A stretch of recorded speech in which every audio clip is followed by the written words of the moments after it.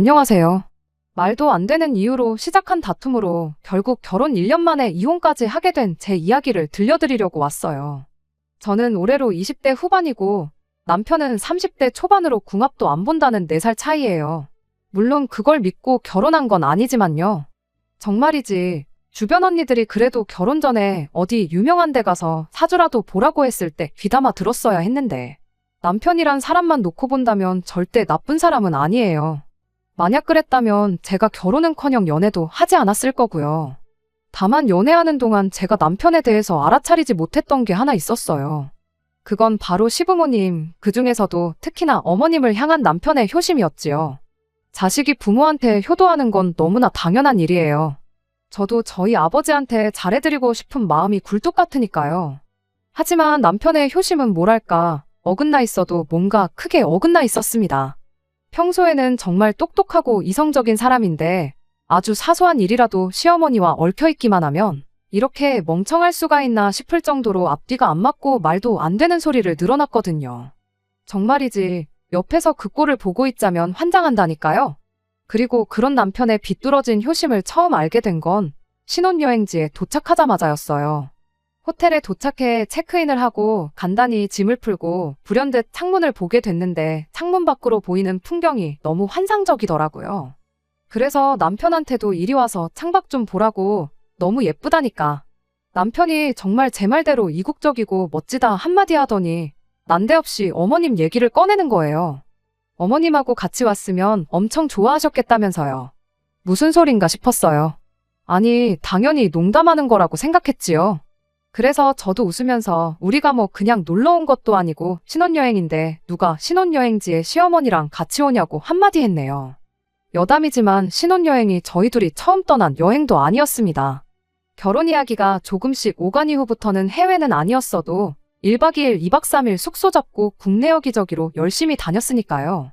그리고 그때마다 아무리 여행지가 좋고 대단했어도 그냥 연신 감탄하고 즐길 뿐이었지 어머님을 모시고 왔으면 좋았겠다 그런 얘기는 입도 뻥끗 한 적 없어요. 그렇다고 남편이 어머님을 모시고 어딜 다녀왔다는 걸 들어본 적도 없었고요.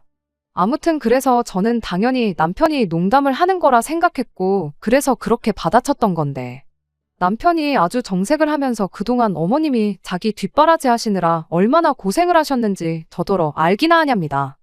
여행 같은 건 꿈도 못 꾸셨다면서요. 그러면서 저더러 저는 친정아버지 모시고 이런데 한번 와야겠다는 생각이 안 드냐. 자식이 돼서는 좋은 데 가고 좋은 거 먹고 하면 당연히 부모 생각이 나는 게 정상이다 그러는데 기가 막혔죠. 그리고 남편 말이 틀렸다는 건 아니에요. 사실 친정어머니가 일찍 돌아가시는 바람에 이후로 친정아버지가 혼자서 저랑 제 동생을 키우느라 고생을 많이 하셨거든요. 할머니의 도움을 받으시긴 했지만 생각해보면 친정아버지도 한참 떼셨는데 저희 때문에 재혼도 안 하셨고요. 그러니 저도 남편 말대로 좋은 데 가면 아버지 생각나고 좋은 거 먹다 보면 아버지는 이런 음식을 드셔본 적은 있으신가 하는 생각도 들어요. 하지만 그렇다고 해도 사실 마음만큼 다 해드리면서 사는 게 쉬운 일은 아니잖아요. 그런데 남편이 갑자기 뭐 부모 생각을 하니 안 하니 해가면서 그것도 신혼여행지에 도착하자마자 어머님이 고생을 하셨네 어쩌네 하는 게 솔직히 듣기 껄끄럽고 황당하고 불편했네요. 그리고 이때부터였어요. 남편은 신혼여행 내내 어디를 가든 뭘 먹든 좋다 좋다 하면서 어머님 얘기를 이어갔거든요. 심지어 한 번은 밥 먹다 말고 이거 어떻게 한국에 가져갈 방법이 없나? 어머님 한번 드셔보시게 해드리고 싶다 그러는데 하도 어머님 타령을 해댔어서 그런지 농담으로도 안 들리고 일부러 내 신경을 긁으려고 저러나 싶을 만큼 듣기 짜증났지요. 하지만 연애할 때도 말다툼한 횟수를 세자면 손에 꼽을 정도인데 신혼여행지에서 싸우긴 싫었습니다. 그래서 대충 그래 해가며 맞장구는 쳐줬지만 나중엔 정말 왜 저러나 싶은 게 꼴도 보기 싫었어요. 그러다 어느덧 신혼여행 마지막 날이었습니다. 앞서 며칠 동안은 관광지만 돌아다니느라 바빴기에 어떻게 보면 쇼핑을 할 수 있는 마지막 기회였거든요. 사람들이 말하길 같은 물건이어도 한국보다 싸게 파는 게 많다길래 소위 득템할 생각에 얼마나 들떴는지 몰라요. 다만 남편은 원래도 쇼핑을 좋아하는 사람은 아니다 보니 눈치 아닌 눈치가 좀 보였는데 그건 그냥 제 기우에 불과했습니다. 쇼핑몰에 도착하자마자 남편도 여기저기 돌아다니면서 뭘 그렇게 찾아대는지 정신이 없었거든요. 그리고 전 그런 남편의 태도가 의아스럽기도 하고 한편으론 혹시 저한테 뭐라도 사주려고 저러나 싶어서 괜히 기분이 좋았는데 그건 완전한 제 착각이었습니다. 남편은 오로지 어머님 드릴 선물을 고르느라 혈안이 되어 있던 거였죠. 신혼여행 내내 남편이 주구장창 어머님 타령을 해대기도 했고 그러니 그런 남편의 태도를 아예 이해 못할 것도 아니었어요. 저도 아버지 선물로 셔츠랑 벨트 정도는 사갈 생각이기도 했고요. 하지만 남편이 어머님 선물로 어떻겠냐며 저를 이끌고 명품 매장에 들어섰을 땐 정말 이 인간이 미쳤나 싶었습니다. 무려 4,500불짜리와 3,000불짜리 가방을 골라뒀었으니까요. 사람이 기가 막히면 말이 안 나온다고 하잖아요. 제가 딱 그랬어요. 그래서 황당하단 표정으로 남편을 쳐다봤는데 남편은 그런 제 표정을 어떻게 해석한 건지 기왕 사드리는 거 역시 비싼 게 더 좋겠지 그러는 거예요. 그리고는 급하게 점원을 찾는데 저희가 신혼여행을 갔을 때 환율이 보통이 아니었어요. 그 가방값을 한국 돈으로 환산하면 남편 2달치 월급에 육박했으니까요. 그렇다고 저희가 돈이 넘쳐나는 상황이었냐 하면 전혀 아니었습니다. 이미 대출도 있었고 그걸로 꽤나 골머리를 썩고 있었죠.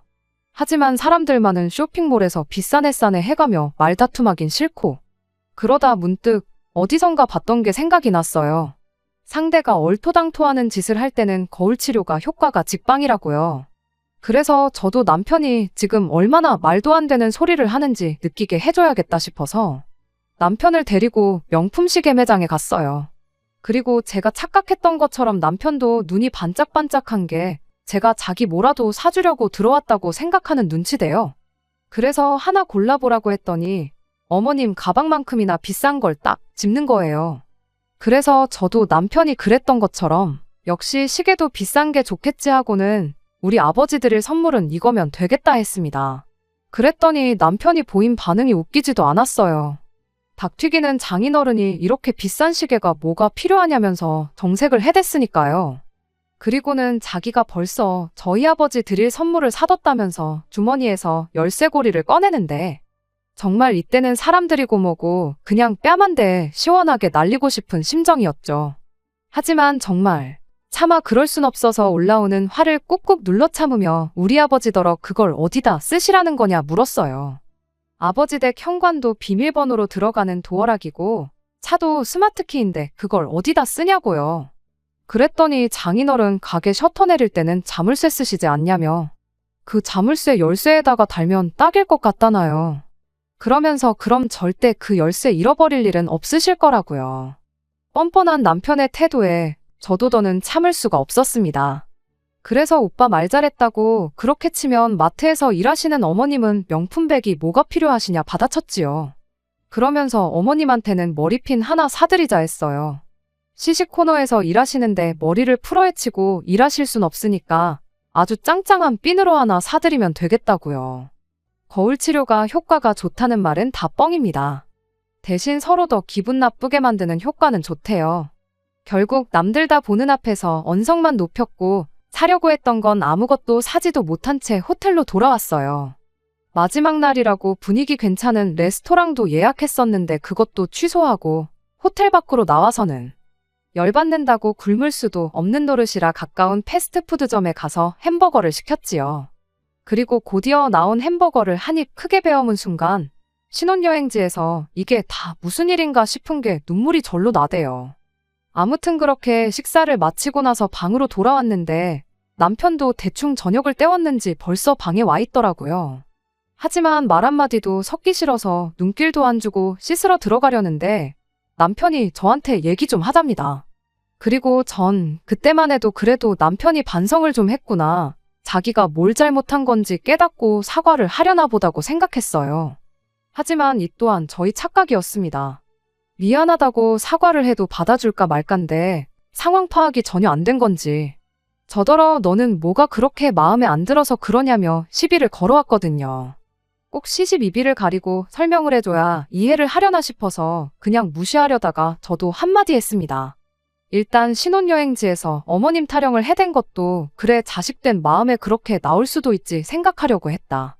그런데 어머님 핸드백으로 4,500불짜리? 그게 말이 되냐. 그리고 그래 100번 양보해서 좀 무리하더라도 좋은 거 사드리기로 했다 치면 우리 아버지는 어째서 열쇠고리냐. 선물을 하려면 양가에 공평하게 해야지. 지나가는 사람 열을 붙잡고 물어봐라. 열이면 열. 전부 다 오빠가 이상한 사람이라고 할 거다. 그랬더니 남편이 말도 안 되는 계산 방식을 들먹거리면서 따지고 들었습니다.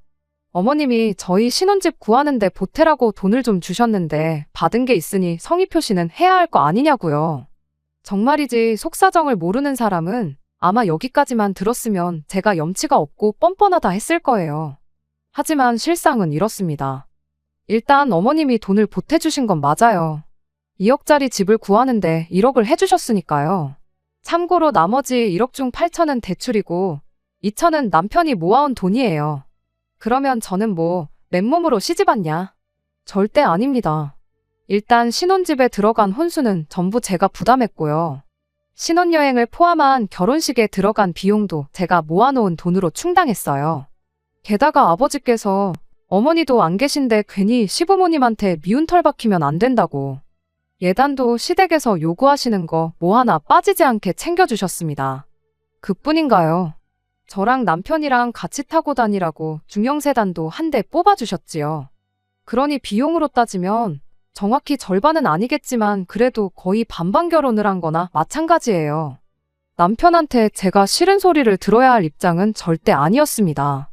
그런데 남편은 제가 해간 건 하나 계산도 안 하고 그저 당장 시부모님 통장에서 1억이 빠져나간 것만 가지고 생색을 내니 어찌나 기가 막히던지요. 그래서 저도 제가 해온 것들 전부 조목조목 따져가며 남편에게 들이밀었어요. 그랬더니 남편이 하는 말이 계산을 그렇게 하면 안 된다면서 집은 앞으로 가격이 오를 일밖에 없지만 제가 해온 혼수나 자동차는 시간이 지날수록 가격이 떨어진다고 저더러 감가상각이라고 드러나 봤냐고 빈정거리대요. 남편의 양아치 같은 태도에 어찌나 실망스럽던지. 그래서 남편더러 시부모님께서 지원해주신 그 1억 내가 돌려주겠다 했습니다. 대신 2번 다시는 시부모님한테서 돈을 받았네 어쩌네 소리는 입에 담지도 말라고. 그리고 오빠가 산 그 열쇠고리는 어머님이나 아버님 드려라. 나는 우리 아버지한테 시계 사드릴 거라고요. 그랬더니 남편도 그제서야 입을 다물대요. 하지만 끝끝내 남편은 저에게 사과는 하지 않았고 그렇게 신혼여행의 마지막 밤도 지나갔습니다. 그리고 밤새 저는 결혼식을 올린 지 얼마나 되었다고 이런 일을 내가 겪어야 하나 싶은 게 내가 결혼을 잘못한 건 아닌가 하는 생각만 들었죠. 그리고 그렇게 뜬 눈으로 밤을 지새웠는데 아침이 밝아오자 남편이 저한테 사과를 해왔습니다. 여행 내내 어머님 생각이 많이 나다 보니 자기가 지나쳤던 것 같다면서 다음부터는 이런 일 절대로 없을 거라고요. 그러면서 장인어른 드릴 선물도 열쇠고리 말고 공항 도착하면 면세점에서 제대로 된 거로 골라보자 그러는데 남편 태도를 보아하니 제법 진심인 것 같아서 결국 사과를 받아주었죠. 하지만 지금은 그때 사과를 받아준 게 너무 후회가 됩니다.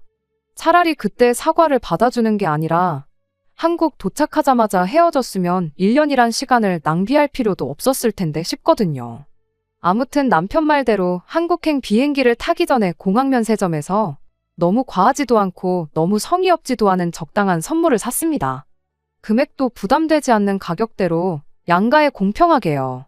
다만 그때까지만 해도 남편이 공평함이란 개념을 한참 잘못 이해하고 있다는 건 눈치채지 못했고 크게 싸우긴 했지만 결국 화해도 했으니 앞으로 행복하게 결혼 생활 잘하는 일만 남았다고 생각했어요.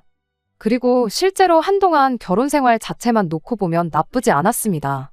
신혼여행지에서 돌아온 이후로는 시부모님이든 어머님이든 시댁일로 서로 얼굴 붉힐 일이 없었거든요.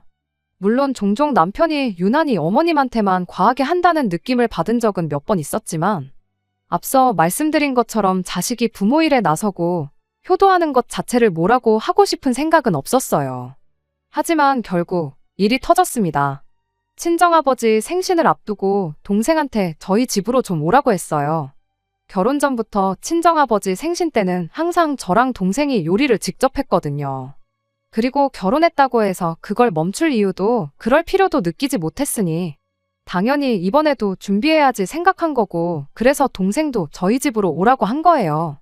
참고로 동생은 회사 근처 오피스텔에서 자취 중으로 부엌이 작다 보니 거기선 제대로 된 요리를 하기가 쉽지 않아요.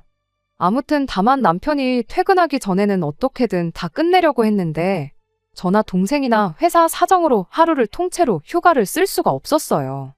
그래서 어쩔 수 없이 정오가 지나서야 음식을 시작해야 했는데 그렇다 보니 결국 남편이 퇴근하고 집에 올 때까지도 다 끝내질 못했지요. 그리고 남편은 저희 동생이 오는 건 몰랐다 보니 집에 있는 동생을 보곤 웬일이냐며 반갑게 맞아주대요. 그리고 동생은 그런 남편한테 아버지 생신상에 올릴 음식 미리 준비하려고 왔다면서 원래 형부 불편할까봐 빨리 해놓고 가려고 했는데 상황이 이러하여 지금까지 붙들고 있게 됐다 미안하다고 했어요. 그런데 남편이 그 말을 듣고는 약간 어이없다는 듯한 표정을 짓더니 저한테 잠깐 얘기 좀 하자며 저를 방으로 불렀습니다. 저는 그때까지만 해도 남편이 동생을 반갑게 맞아주긴 했지만 그래도 말도 없이 동생을 집에 부른 걸로 좀 불편하다고 이야기를 하려는 줄 알았어요. 그런데 남편이 꺼낸 말은 생각지도 못한 것이었습니다. 한다는 말이 제가 친정아버지 생신상을 직접 준비하는 게 공평하지 않은 것 같다는 헛소리를 했거든요. 저희가 결혼하고 얼마 지나지 않았을 무렵에 어머님 생신이 있었어요. 그리고 그땐 나가서 외식을 했습니다.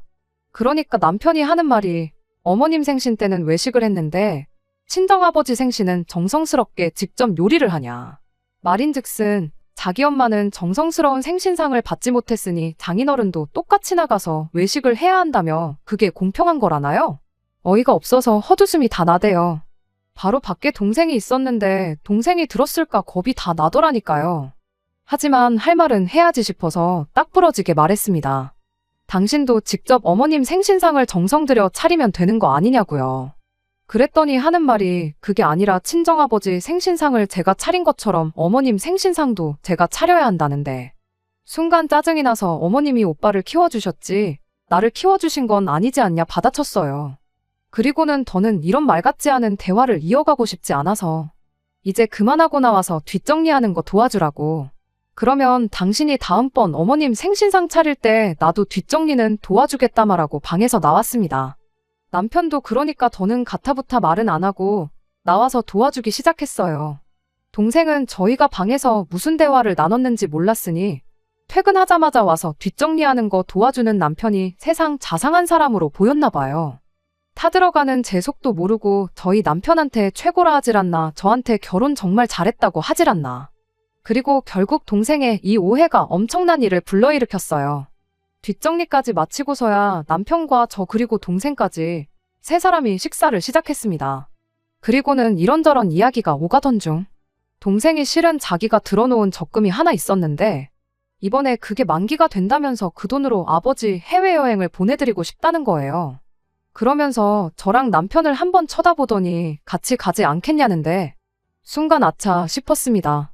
좀 전까지 남편하고 나눈 이야기가 있었으니 이 인간이 또 어떤 헛소리를 할지 보나마나 뻔하다 싶었거든요. 남편은 처제가 같이 가자는데 당연히 같이 가야지 하고 대답을 했고 동생은 잘 됐다면서. 그런데 언니네도 같이 가게 되면 비용이 조금 부족하니까 비행기표랑 숙소비 정도는 언니네가 내달라고 하더라고요. 여행 계획을 세우는 것부터 가서 들어가는 식비며 잡다한 것들은 자기가 다 알아서 하겠다면서요. 그리고 아니나 다를까 동생이 현관 밖을 나서기가 무섭게 자기도 시부모님을 모시고 해외여행을 한번 다녀와야겠답니다. 그리고 제 경우 아버지의 여행 비용부터 전반적인 모든 걸 동생이 부담하기로 되어 있긴 했지만 그래도 아버지를 모시고 해외여행에 가는 건 사실이다 보니 남편한테 가지 말라곤 못하겠더라고요. 그래서 알겠다고 잘 알아보고 모시고 다녀오라 했습니다. 그랬더니 남편이 자기도 저희 아버지 여행 가시는데 따라가니까 저도 자기랑 시부모님이 여행 가는데 따라와야 된다네요. 그래서 어쩔 수 없이 저도 같이 가기로 했지요. 그리고 한 달 후에는 넷이서 다 같이 4박 5일로 해외여행을 다녀왔습니다. 동생이 말했던 대로 저희 여행 경비랑 호텔값만 내고 다녀왔어요. 동생이 계획도 얼마나 꼼꼼하게 잘 세워놨는지 가서 불편한 거 하나 없이 좋은 시간을 보냈네요. 그리고 그렇게 어머님의 생신도 다가왔습니다. 약속한 바가 있었지만 솔직히 남편이 요리를 잘하는 사람도 아니고 그래서 하는 척이라도 하면 저도 못 이기는 척 같이 해주려고 했어요. 하지만 남편은 해보기도 전에 그냥 저희 친정아버지 생신 때처럼 제가 음식을 하고 자기가 뒷정리를 하면 안 되겠냐대요. 그래서 안 된다고 거절하니 그냥 외식하잡니다. 그래서 외식했어요. 그리고 이때는 그놈의 공평은 찾지도 않더라고요. 하지만 여행은 달랐습니다. 여행 또한 남편 말대로 공평하게 저는 같이 가기만 하려고 했는데요. 문제는 남편이 여행 계획 같은 걸 꼼꼼하게 세우는 성격이 아니거든요. 그래서 남편만 믿고 갔다간 저도 저지만 시부모님이 생고생하실 게 안 봐도 비디오인 거예요. 그래서 여행 계획은 제가 세우기로 했습니다. 그런데 계획을 세우려고 보니 예산 자체가 턱없이 부족했어요. 저희 동생이야 처음부터 친정아버지 해외여행을 염두에 두고 돈을 모아왔기에 예산이 넉넉했지만 시부모님을 모시고 가는 건 순전히 남편이 멋대로 정했던 거라 예산이 넉넉지 못했던 거죠. 그래서 여행지는 가까운 일본으로 정했습니다.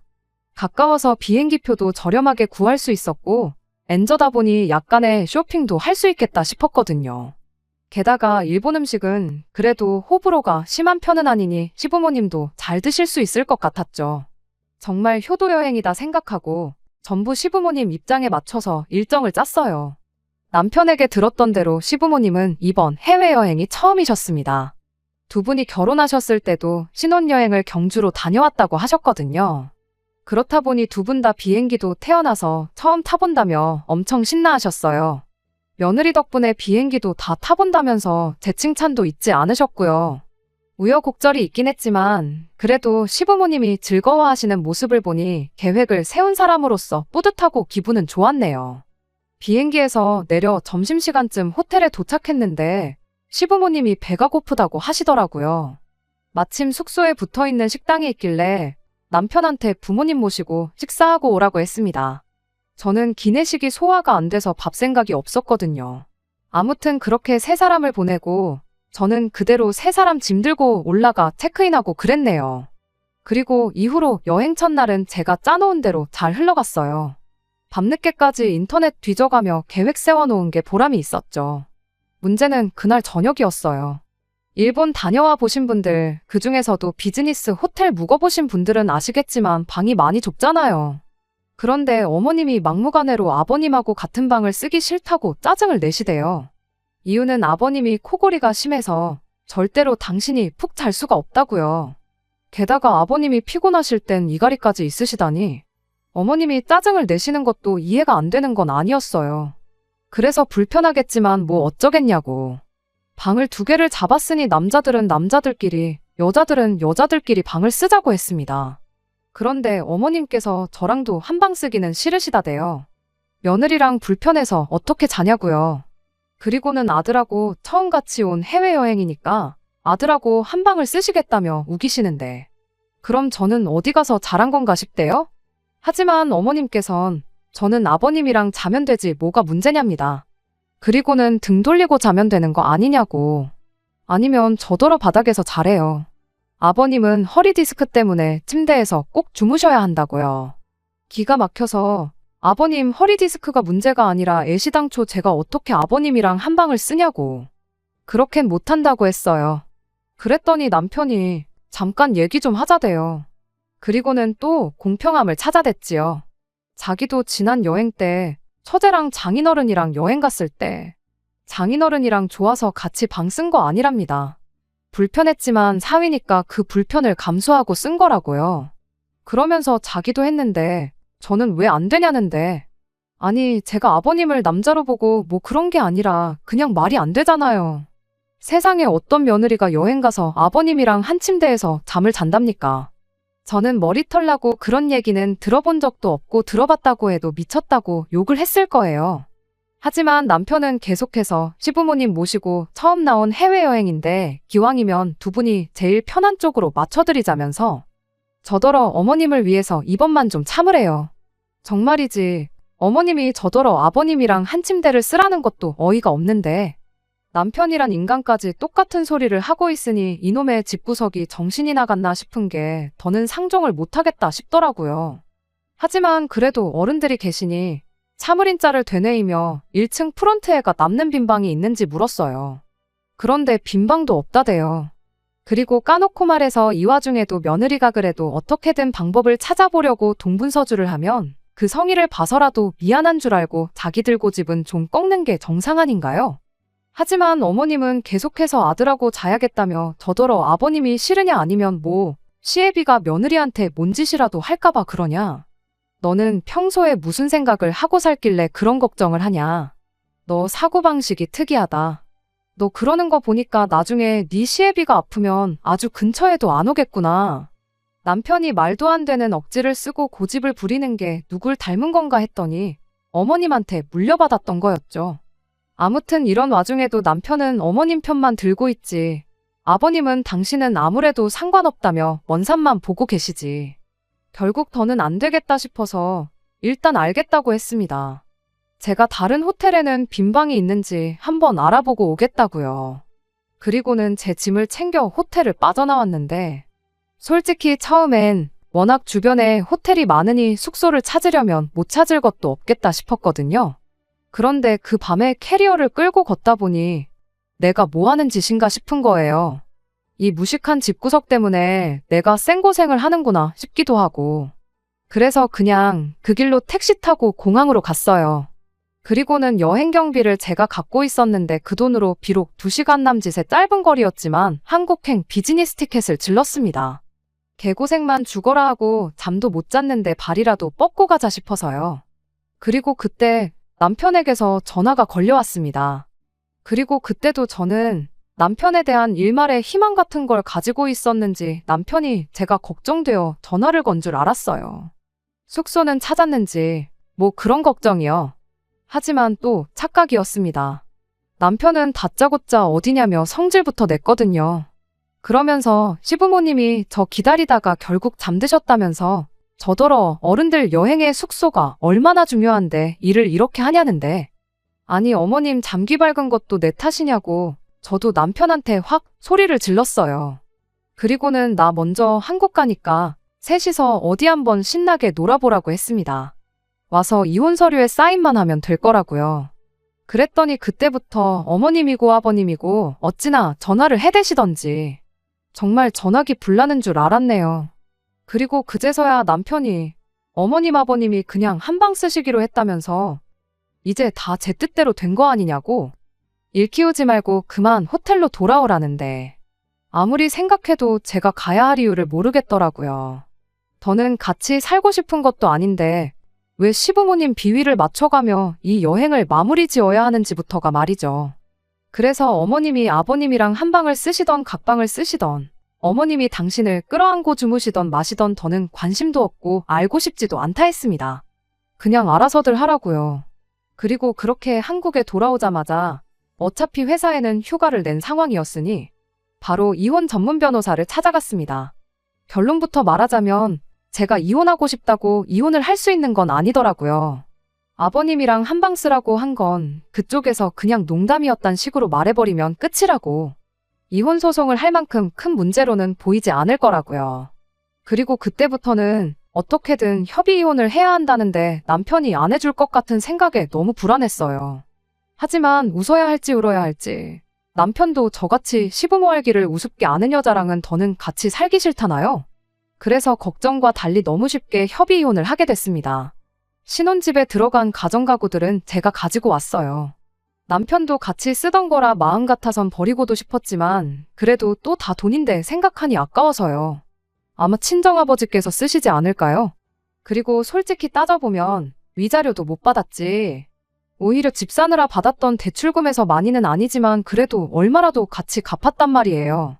그러니 그게 좀 속이 쓰리긴 한데 그거 받자고 또 남편이랑 얘기할 거 생각하면 벌써부터 스트레스가 이만저만이 아니라서 그냥 잊어버리려고 했지요. 그런데 오늘 이혼 숙려 기간까지 다 끝난 마당에 남편이 연락을 해와서는 자기가 너무 성급했던 것 같답니다. 저 그렇게 가고 나서 속상해하시는 어머님을 보니 눈에 뵈는 게 없었다면서. 그래서 자기가 너무 경솔하게 행동했던 것 같다고. 한 번만 용서해주면 안 되냐대요? 이럽다 하곤 끊었죠 뭐. 앞서 말씀드렸던 것처럼 그냥 초장이 아니다 싶었을 때 끝을 봤어야 했는데 설마 하는 마음에 한 번 더 믿어주고 하다가 여기까지 오게 됐으니 남편에 대한 희망을 버리지 못한 제 잘못인가 싶기도 하네요. 그래도 괜히 소송까지 가고 번거로워질 수도 있었는데 협의 이혼으로 마무리됐으니 이것만 해도 어딘가 싶기도 하고. 아무튼 이제 다 끝난 일이니까 오늘을 끝으로 더는 곱씹어보지도 않으려고요. 아직도 여전히 저를 응원해주는 친정아버지와 동생 그리고 주변 사람들을 생각해서라도 보란듯이 더 잘 살아갈 겁니다. 끝까지 들어주셔서 감사합니다. 오늘의 사연은 여기까지입니다. 구독과 좋아요, 알람 설정 부탁드리고 더 좋은 사연으로 다시 찾아뵙겠습니다. 감사합니다.